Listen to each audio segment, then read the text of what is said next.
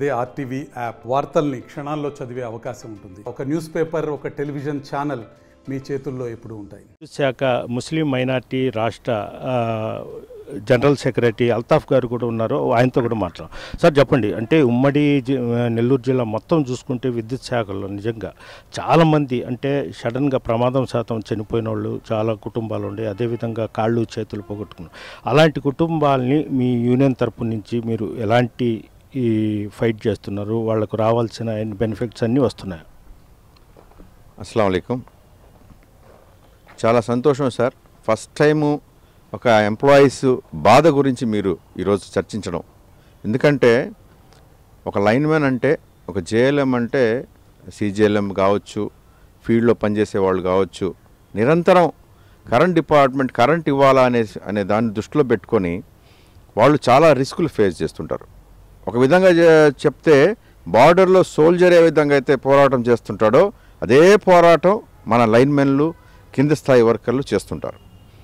అయితే ప్రమాదకరంగా ఆ అర్జెన్సీ మీద నైట్ టైము చెట్లలో పుట్లలో పోయింటాయి లైన్స్, వీటన్నిటిని ఫేస్ చేసే దాంట్లో చాలా ఇబ్బందికరమైన పరిస్థితిలో మనోళ్ళు పనిచేసిన సందర్భాలు ఉన్నాయి. అటువంటి అప్పుడు ఈ యాక్సిడెంట్ జరగడం, ఒక్కసారి యాక్సిడెంట్ జరిగితే ఆ ఫ్యామిలీ అంతా కూడా చాలా లైఫ్ లాంగ్ అనేది ఒక ప్రాబ్లం వచ్చేస్తుంది, డెత్ జరుగుతుంది, ఆ బ్రెడ్ విన్నర్ ఇదవుతున్నారు, ఎంతైనా కూడా డిసబిలిటీ వస్తుంది. కాబట్టి ఒక లైఫ్, ఒక ఫ్యామిలీ ఎఫెక్ట్ అవుతుంది. కాబట్టి మేము అసోసియేషన్ తరఫున, ముస్లిం మైనారిటీ అసోసియేషన్ తరఫున కూడా మొదటగా అన్నిటికన్నా ముఖ్యంగా తీసుకున్న పాయింట్ ఏంటంటే యాక్సిడెంట్స్ జరగకుండా దీంట్లో చర్యలు తీసుకోవాలనేది మా ముఖ్య పాయింట్.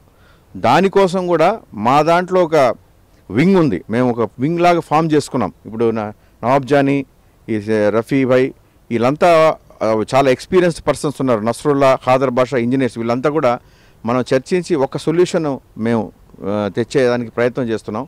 ఒకటి ఏంటంటే ఒక ఎక్విప్మెంట్ ఉంది, అది హ్యాండ్లో మనము పట్టుకొని దాన్ని వాచ్ లాగా వేసుకుంటే ఒకవేళ కరెంటు లైన్ టచ్ చేయబోతే అది మాకు ఇండికేషన్ ఇస్తుంది.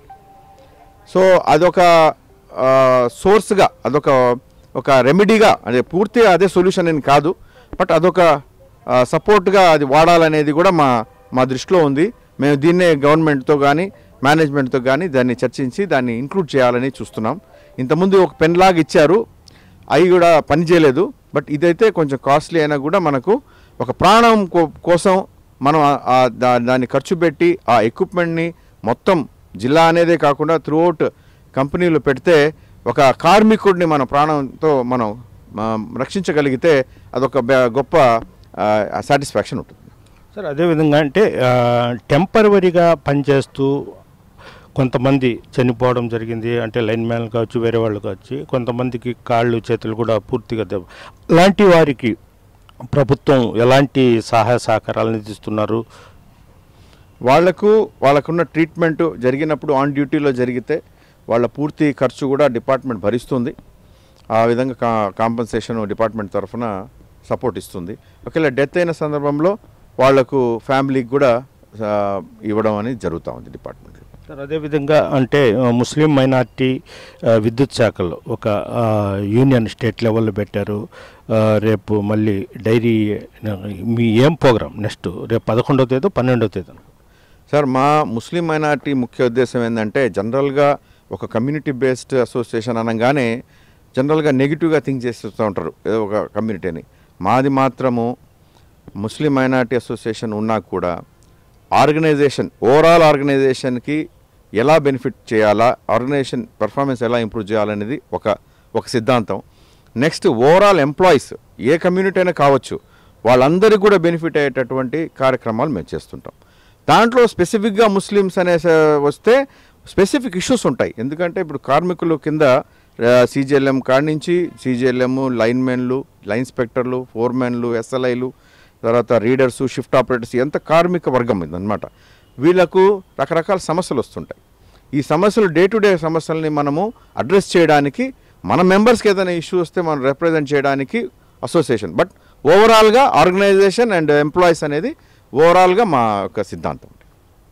రేపు ప్రోగ్రామ్ ఏంటి సార్? మళ్ళీ ఇప్పుడు ప్రోగ్రామ్ గురించి వస్తే మా అసోసియేషన్ ఫామ్ అయ్యి 14-15 సంవత్సరాలు అవుతుంది. 2010లో ఫామ్ చేశారు. దాంట్లో ముఖ్యంగా ఏంటంటే ఎవ్రీ ఇయర్ మనం డైరీ ఇనాగరేట్ చేసుకుంటున్నాం. ఈసారి ఫస్ట్ టైం మనం నెల్లూరులో డైరీ ఇనాగరేషన్ జరుగుతుంది.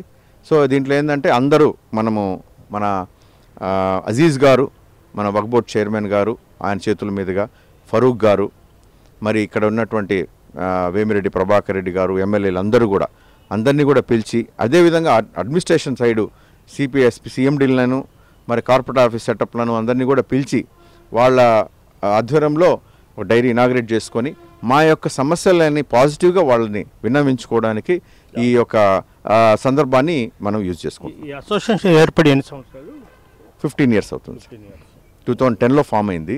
దీనికి ఫౌండర్ వచ్చేసి ప్రెసిడెంట్ బాషా గారు అని అనంతపూర్లో ఉంటారు. అడ్వైజర్ యూసుఫ్ గారు అక్కడ అనంతపూర్లో ఉంటారు. నేను జనరల్ సెక్రటరీని. ఇప్పుడు ఇక్కడ ఉన్న నవాబ్ జానీ వచ్చి మన కంపెనీకి regional secretary, company discom president. ఈయన రఫీ గారు వచ్చి రీజనల్ ప్రెసిడెంట్. ఈ విధంగా మా టీం ఉంది. ఇక్కడ రాని వాళ్ళు ఉన్నారు. ఈ డైరీ ఇనాగ్రేషన్కి పాటుపడుతున్న చాలామంది ఉన్నారు. ఈసారి మనం డైరీ ఇనాగ్రేషన్ అనేది అన్ప్రెసిడెంట్ వేలో మేము ప్లాన్ చేస్తున్నాం. 11th morning. సో ఇక్కడ మనకు రాని వాళ్ళు వెనకాల కూడా ఖాదర్ బాషా అని ఒక ఏడీ గారు ఉన్నారు. అదేవిధంగా నస్రుల్లా అని, ఇంకా టీం మాది రౌండ్ ద క్లాక్ పనిచేస్తూ ఉంది.